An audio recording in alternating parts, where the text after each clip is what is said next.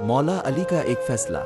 हजरत उमर के दौर में एक दफ़ा दो औरतों ने एक ही जगह दो बच्चों को जन्म दिया, एक लड़की और एक लड़के को। इसके बाद दोनों औरतों का आपस में झगड़ा हो गया। झगड़ा इस बात पर था कि एक औरत कहती थी लड़का मेरा है और लड़की तुम्हारी है, दूसरी कहती थी नहीं लड़का मेरा है और लड़की तुम्हारी है। जब उनका झगड़ा देखा तो इन दोनों औरतों को हजरत उमर के पास ले गए और सारा किस्सा बताया और कहा आप उनमें ठीक फैसला करें। हजरत उमर ने कहा हजरत अली को बुलाया जाए, वही उनका ठीक फैसला कर सकते हैं। जब हजरत अली आए तो लोगों ने सारा किस्सा मौला अली को बताया तो मौला अली ने फरमाया उन दोनों औरतों को एक एक छोटा बर्तन दो और उन्हें कहो बड़े में जाकर उन बर्तन में अपना अपना दूध लेकर आओ। जब उन औरतों ने दूध लाकर दिया तो मौला अली ने फरमाया कि एक मीज़ान लाया जाए। जब मीज़ान लाया गया तो मौला अली ने इस मीज़ान पर दोनों औरतों का दूध रखकर तोला तो एक का वज़न कम था, दूसरे का ज़्यादा। मौला अली ने फरमाया जिसके दूध का वज़न ज़्यादा है इसका लड़का है और जिसके दूध का वज़न कम है इसकी लड़की है। ये देखकर लोगों ने कहा अली अपने ये फैसला कहाँ से और कैसे किया? मौला अली ने फरमाया कुरान से। सब लोग अपने अपने घरों में जाकर कुरान खोल कर देखने लगे कि कहाँ है दूध वाला किस्सा। रात भर कुरान से ढूंढते रहे,